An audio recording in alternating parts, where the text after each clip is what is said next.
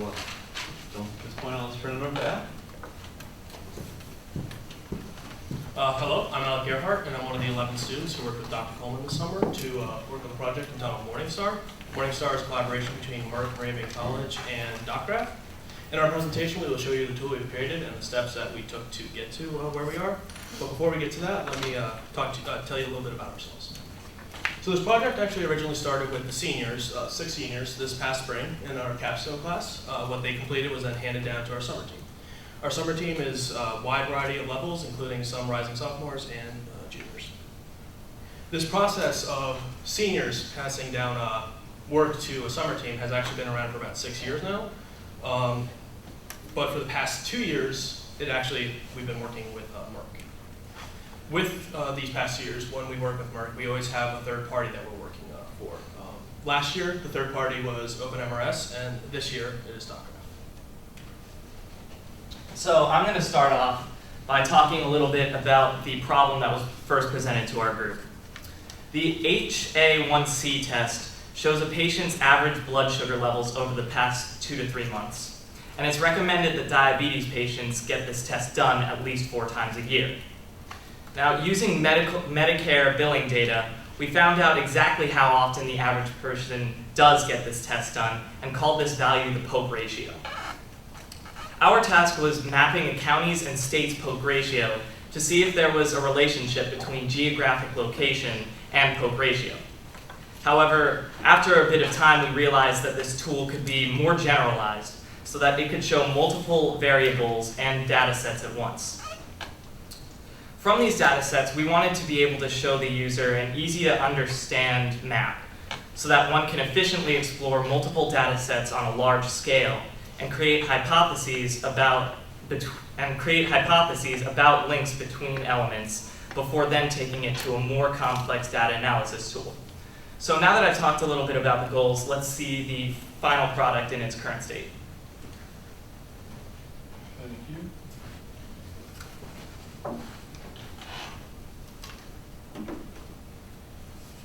So I'm going to be trying to compare the poke ratio data of the United States with the migrant housing data of the United States. The reason I'm doing this is to compare the data and see if there's any relationships or differences so that we can justify further research into this topic. So right now the gradient is only between 2 colors, which doesn't really allow us to go into detail and see if anything really pops out in the data. So maybe if we go to, let's say, 10 colors, we can see more in detail how different areas have different values for both of these data sets. If you look on the south, you can see Texas kind of pops out as a higher number for both of these since it has a darker color. So if we click into Texas and look at the counties inside Texas, we can see more in detail of that state to see if the geographic region has to do with any relation between the poke ratio and the migrant housing of the state. But right now, blue might not be the best color because of the contrast that it has with the starting color. So if we change this to green, we might be able to get a better handle on like where this may be located. And right now we have, you can see poke ratio is darker towards the middle, which means that there's a higher number for poke ratio towards the center of Texas, whereas migrant housing is darker shaded towards the east side, meaning that there might be some kind of negative correlation between these two, seeing as there's not exactly located in the same area. So this is an example of where using multiple maps that have their functionality synchronized together, we can see side by side how 2 different data sets can help us justify more research into this topic. We've been working to make this a usable product for multiple situations and want to be reusable for different ways.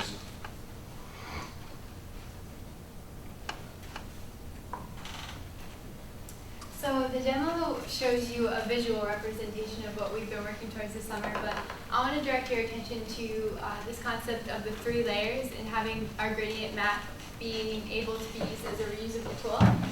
The first layer is the bottom layer, and that's our product. That's what we have to offer, what a third-party developer can come and pick up and use however they want to.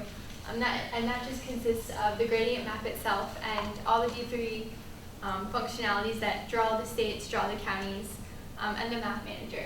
The second layer is the middle layer, and that's the third-party developer and coming in, really making their own app and using whatever data sets they want and giving the user whatever functionalities that they think is best. And the top layer is the user themselves, and it's whoever would really benefit from this tool, such as a data analyst or maybe an economist. So I'll now hand this over to Anna to talk about our first days in Merck and Washington, D.C. So at the end of May, the group woke up painfully early on a Saturday to make our way down to Washington, D.C., where we made a stop at an event called Health Camp. Health Camp was originally described as a hackathon, but turned out to be anything but. Instead of coding, we spent most of the day participating and listening in on conversations regarding health data and healthcare. Most of us were unfamiliar with topics discussed and the vocabulary used, so we created the glossary of acronyms for such as HHS for Health and Human Services and ACOs for Accountable Care Organizations, and learned a lot about the roadblocks and advances in healthcare data in the process. We met with people like Fred Trotter and Ashish Patel, the co-founders of DocGraph, Susanna Fox, the CTO of HHS, and Anish Chopra, who served as the first chief technology officer under President Obama, among many others who had worked in the political and healthcare spheres, as well as those from educational institutions, startups, and corporations. Health Camp was organized in a non-traditional way. The model for the event was a model event based around conversations that were held in halls at conferences and conventions. After lunch, attendees were created the event agenda by posting questions that they had questions on or topics that they wanted to discuss on note cards. And the note cards were then placed onto a grid, like in the one showed on the slide, and then categorized to form the final version of the agenda. Over the course of the afternoon, we were encouraged to stay or move between discussions that interested us. After all was said and done, we were enlightened and primed for the main event of our trip to DC, which was Health Datapalooza. So Health Datapalooza is a conference where people from different parts of the healthcare industry come together and talk about advances in the field of health data and how we can use those advances to improve patient outcomes and reduce overall healthcare costs. So the conference had a lot to offer. There were booths which had a lot of interesting health data tools represented. One interesting example was iodine, which is an application that lets people look up information on whatever medications they might be taking or want to take. We had the main sessions, which had keynote speakers representing all kinds of different organizations. Some really interesting ones like the Center for Medicare and Medicaid Services and the Department of Health in the UK were represented there. They covered a wide range of topics, general topics spanning to things like big data and patient outreach, the Blue Button Initiative. And then we had the smaller breakout sessions. These were mostly in panel form, focused on specific projects and products that people and companies were developing. So there were a lot of interesting sessions, but the one which was of particular note to us was a breakout session on direct-to-consumer data structures and visualization tools.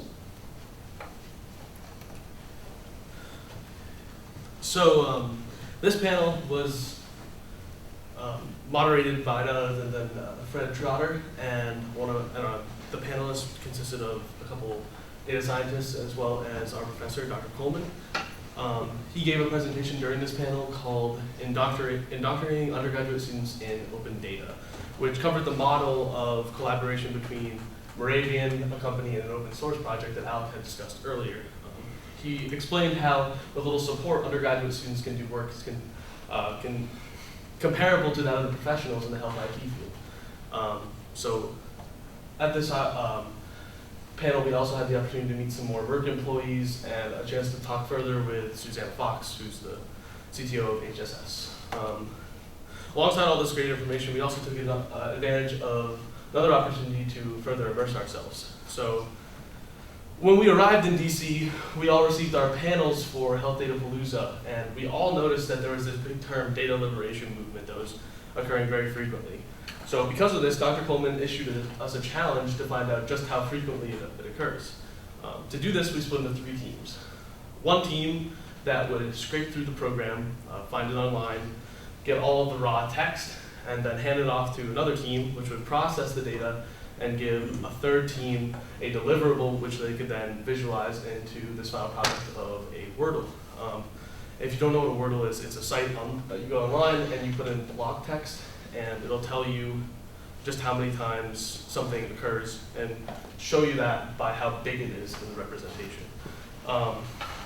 So this is a very good way for us to jump right into the mindset of this data analysis and visualization, and we were able to complete it in under 24 hours so that Dr. Coleman can put it in his presentation the next day. So this conference was very crucial in building our background knowledge and context for the work we were about to begin, and after we were done, we were all supercharged and excited, more knowledgeable to work on health data and really get the idea of our work affecting real-world people for the first time, which was very, very motivating. So this event, as I said, was very beneficial, and but there was still some hurdles we had to jump when we ride back into it. So the day after we got back from Health Datapalooza, we had our work cut out for us. The seniors from the past spring semester first tackled this project when they received raw data from Fred Trotter at DocGraph. Once they received this, they had to process and aggregate it to get it into a nice workable data set, which they then used to create the map on the left. This initial map had basic tooltip functionality as well as the option to select your color gradient. However, since the seniors weren't here to show us the rope of the code, and there were little to no comments in it, the first couple of days were pretty much spent trying to figure out how everything worked on our own.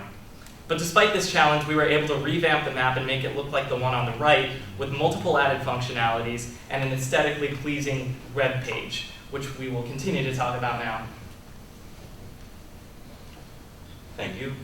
Looking at the seniors project on the left, we see that the seniors finished their capstone project with necessary emphasis on function rather than form.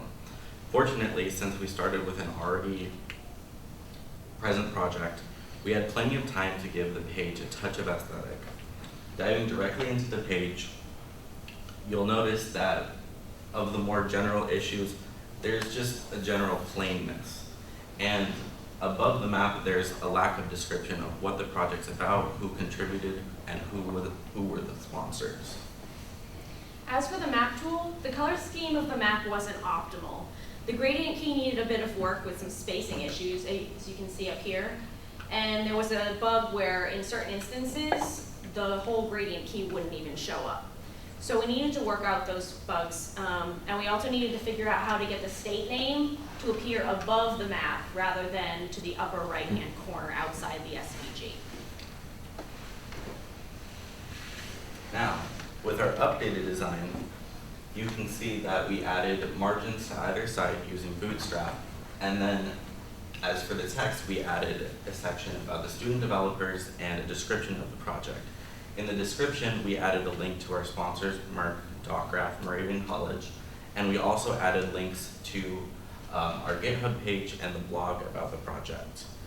As for design, we added a general color scheme, keeping in with the Moravian blue and gray and black as noticed by the title text and the footer.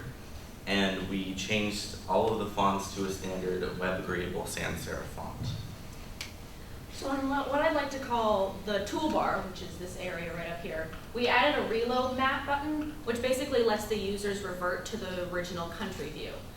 We added a little bit of a label to the gradient level bar, and we added 2 color changers.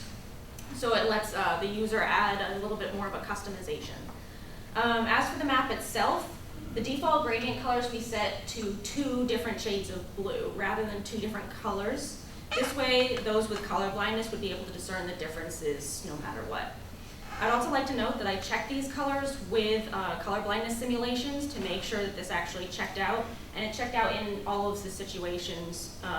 The colors weren't necessarily true to what you see here, but you could definitely discern the differences no matter what. State names now appear above the map, along with the gradient key, which now has no spacing issues and no bugs at all. We also changed the way the map was drawn, as Bill will explain now.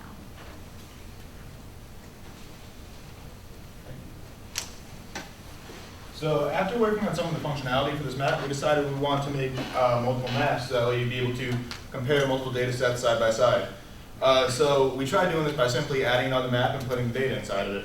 What this did was give us two broken versions of the map though, because we found out that the gradient map had its attributes as global attributes, which means that if you were to create one map, it would work fine because all the attributes would be linked to that one map. But to create a second map would set some of those attributes to the second map, which means that they wouldn't correspond to each other, resulting in two broken maps. So to fix this, we wanted to make an object-oriented version of the map so that we could have multiple instances of the map and multiple instances of the attributes inside. So to make it, we made it object-oriented, and then we were able to get multiple instances of these maps, but we needed to deal with handling the events.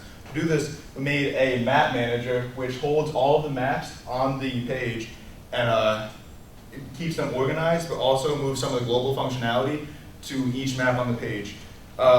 This functionality includes resetting the map, changing the gradient level, and changing the colors. These functions are done through the map manager, which passes the events down back to the maps so that each map will be changed at the same time. After the global events were changed, we needed to work on the internal events, which are the events inside the map. So to do this, we used the observer pattern so that maps would be able to view each other, and they were aware of each other's existence, so that we were able to make it when you do any internal event, it would call the internal event for any other map that wasn't observed of it, so that when you click, zoom, or pan on the map, it will have other maps correspond to the same action so you can view it simultaneously. So with this new functionality, it makes it a lot easier, obviously, to visualize several data sets at once. So we can make as many maps as we want with this setup. And also with this code base, if you think back to what Megan described with the layers, the web developer that could make their own app out of this, it makes it easier for them to add maps and data sets at their leisure. So this was one of the biggest changes we made to the code base we were given. And now we'd like to tell you about some of the smaller changes that we made. So this first issue was something that came up early in the summer, and although it wasn't an issue that was difficult technically, it took more time than it should have because we were still getting used to the code base and actually getting our hands on some web development for the first time. So the difficult part about this one was accessing the data through JavaScript. Because once you did have the coordinates for the counties, it was just an easy, quick calculation. So this issue proved to be a valuable lesson in utilizing the JavaScript console for me, definitely. So the problem was that the way the states were being drawn. So you can see on the left side how Idaho is touching the top of the SVG. We were given the original map, they were being drawn about the center of mass. So we took the code and we looked at this function as the centroid function. We looked into the functionality on D3 and found that this was the only centered function built in.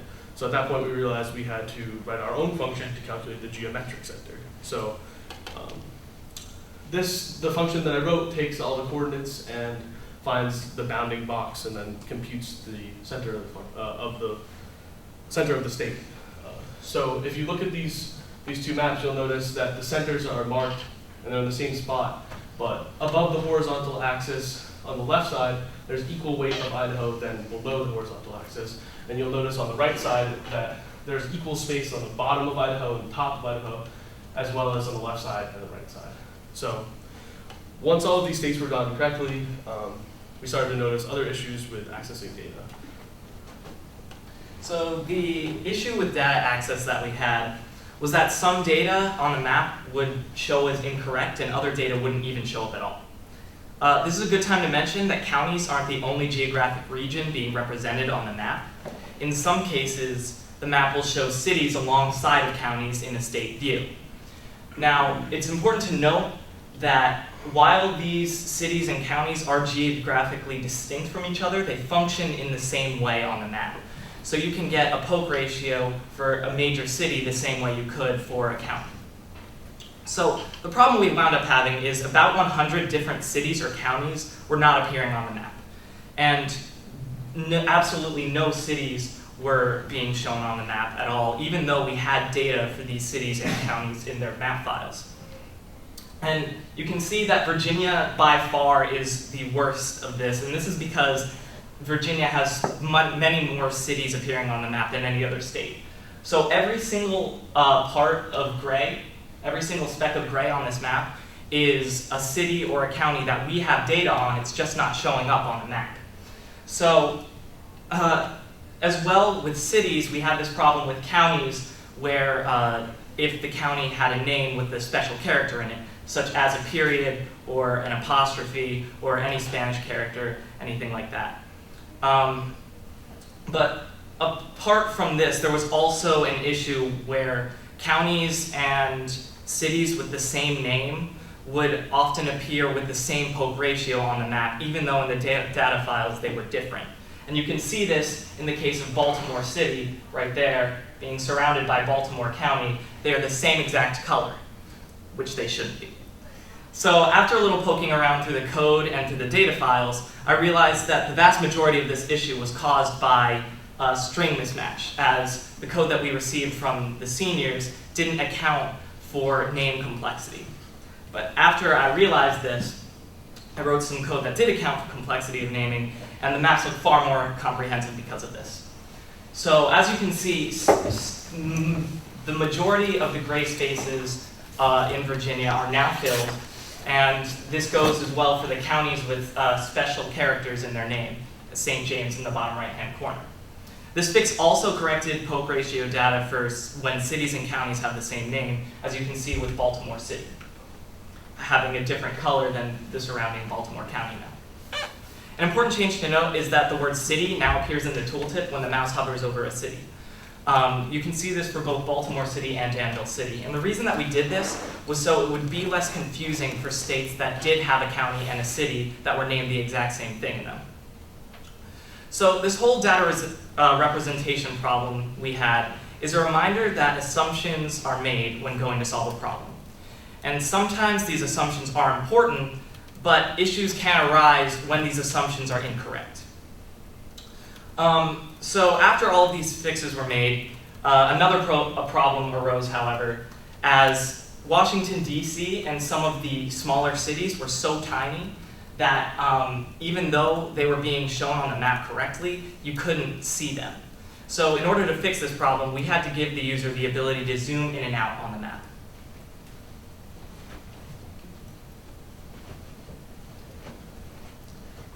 So like Charlie talked about, this is another task that wasn't a huge fix in the project, but it was a great way to get our feet wet and get our hands dirty and tinker with the code.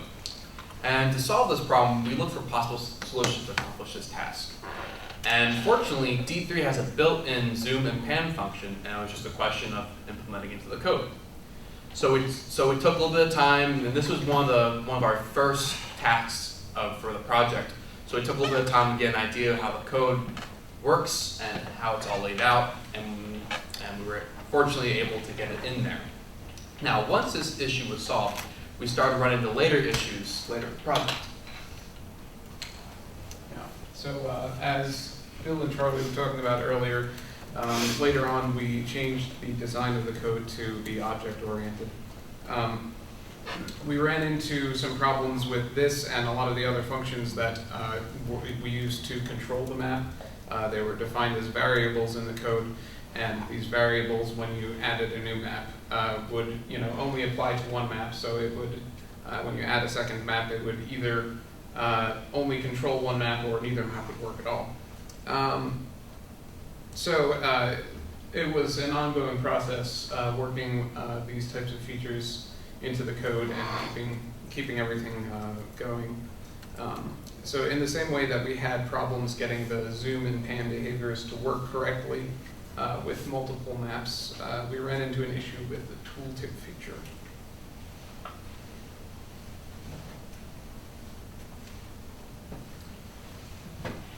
So as you see on the left, this is what the seniors had created. It's the tooltip. What it does is if you hover over a state, it'll pop up with whatever data set you have appearing on that map. and its value for that location. What we have created is now that since we have 2 maps displaying, we also will have multiple data sets. So on the tooltip, if you hover over a state or a county, location will pop up with both data sets displaying its property value. Another major issue with the seniors version of the tooltip on the left was that the tooltip was designed specifically for a map appended to the end of a basic HTML page. So over the course of the project, the location translation function of the tooltip had to be refactored at least 3 times before it works as it does now. Some of the first fixes were simply hard-coded fixes to ensure that it worked on the new design. Those fixes, of course, were later disrupted by the need for multiple maps and the need to display maps side by side.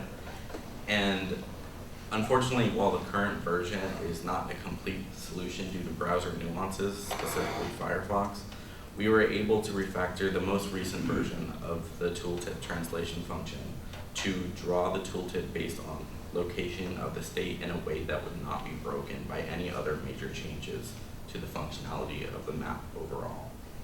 Now, the tooltip was a much more noticeable problem in the code. However, our team faced problems with the design of the code itself.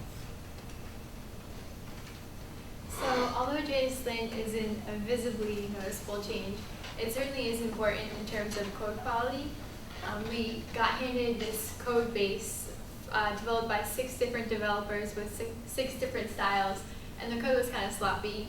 In addition to that, we had 11 new developers with 11 different styles adding to that. So we decided that JSLint would be important, an important tool to use to kind of standardize the style. So diving into this task, we originally used jslint.com, pasted in the JavaScript file, and JSLintified it. And it gave us more than the 4 errors you see here. It gave us thousands of errors.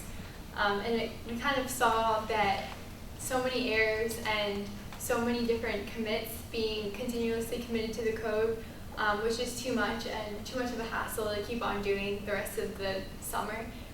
So we ended up finding a solution to this. So using jslint.com was obviously very tedious because we had to repeatedly copy and paste our code into the text field, then the errors wouldn't show up. So eventually we switched to WebStorm, and WebStorm is much easier with JSLint because it has a JSLint parser within the application. And so as you're typing code, it checks for errors on the side with the sidebar. And like the color of the sidebar, like red would be more severe, and then yellow obviously would be a minor warning error. And overall, using JSLint was very beneficial because it helped us focus more on more important features such as multiple data sets. So now that we've gone over all the visible and all the finished changes to the code, I want to bring you back to the idea of the 3 separate layers and how that applies to adding multiple data sets to the map. Originally, we thought it would be a really good idea if the user could upload their own data set and have that displayed on the map, and that would take place in the top layer and the middle layer. We quickly found out that that's not possible due to the security issues with JavaScript. So we ended up deciding that it would be good if solely the middle layer, so solely the person that would come in and create their own app could decide what data sets they want the user to use. And we decided to run with that idea.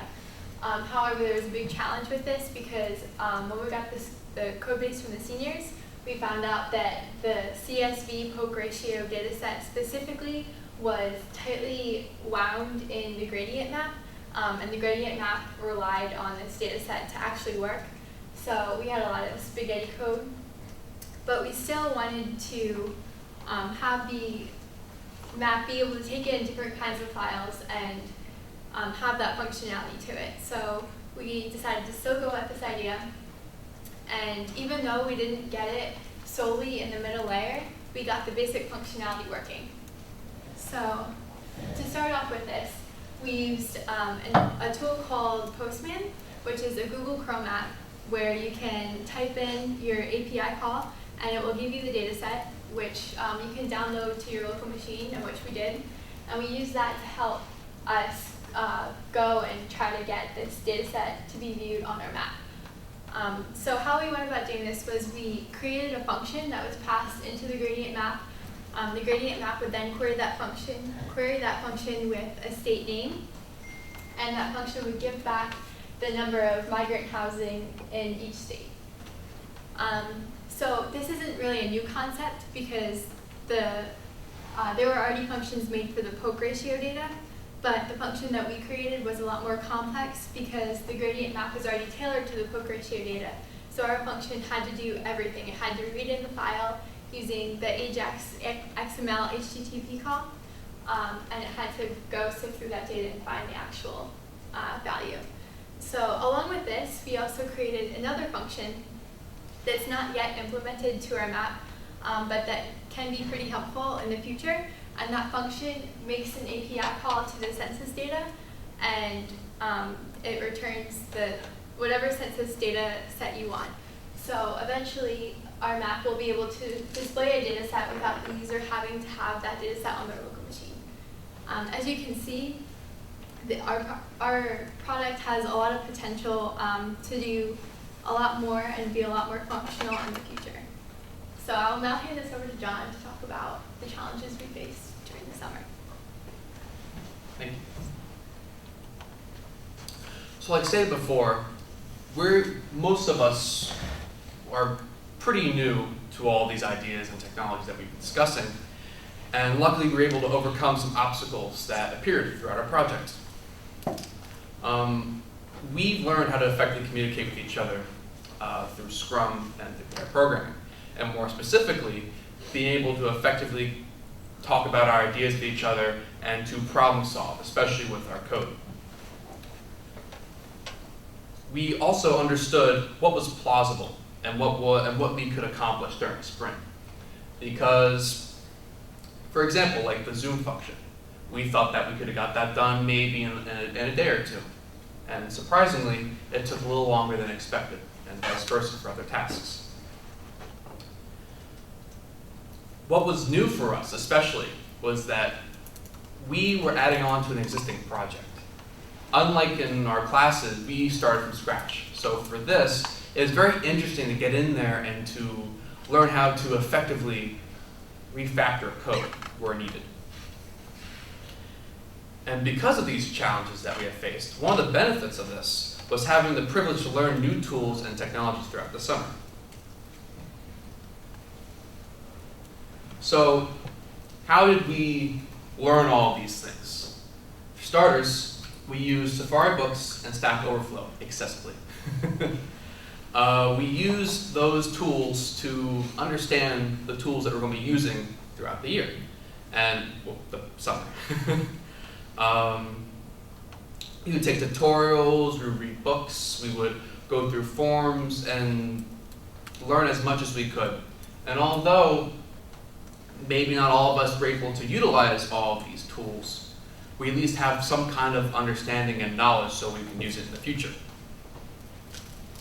Miles came in a little while back and taught about Bootstrap as well, which was a very, very useful tool for us, which we didn't know about at first. And although we had previous experience with GitHub and Terminal in our academics, this summer really solidified our understanding and our work with that and made us much more comfortable using them.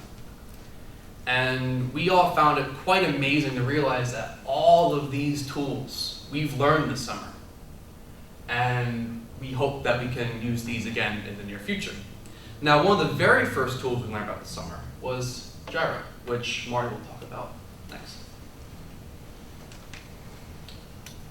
So with 11 people working on the same project, we had to find some sort of way of organizing our efforts, which was Scrum. And Scrum's comprised of the product owner, which was Jason, Scrum Master, which is Dr. Coleman, and then the Scrum team, which is us as the students. So the way Scrum works is that we complete predetermined tasks within a 2-week period, and that's called a sprint. These tasks are then recorded using Atlassian with Jira, and then they're placed into 3 columns: the to-do, in progress, then done column. And then we get assignees assigned to each task. And just overall, this site lets us visualize our efforts more efficiently.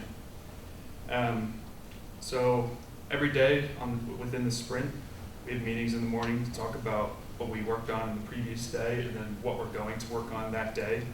We have a meeting at the beginning of the sprint to determine what tasks will be completed, and that's when Jason comes and he tells us what he wants to see within the next 2 weeks. Then we have another meeting at the end of the sprint to talk about what was completed and then what wasn't completed so that we can assign it to the next sprint. So now Bill is going to talk about how this summer was the first experience in a business environment for most of us. Thank you. So as Martin just said, this was for a lot of us our first professional computer science experience. This included working in a large group, which a lot of us really aren't used to, and we had to learn how to coordinate between each other to work effectively, keep efficiency going, and progress through this project. To do this, we had to learn how to use a lot of professional tools like the ones that Martin and John just spoke about to keep us on track, keep us going, and really make sure that we were able to work effectively. In addition to this was our first time for a lot of us working on a real product, which is much different from a school product because this had to be handed off to another group of people. We had to make sure our code was readable, commented, clean, maintainable, and like that everything was working so that someone else would be able to add on to it what they needed to, which has put us in a situation where we are able to use what we learned throughout our academics and got us to the point where we are now looking towards the future of this product. So as you've seen, this project has made vast improvements from where it began at the beginning of the summer. As Bill said, our code is maintained, but there are some improvements that can be made, like letting a user add their own data set. But for now, if anyone else would like to work on it, it's ready for them. Going outside the project, there are 3 students that will be attending Merck this fall for a fall internship. And for the other students, there will also be opportunities from Merck to do projects as well. As we've seen, this model of seniors working on it and passing it off to a group of summer students has been successful, and hopefully it will continue years to come. Thank you.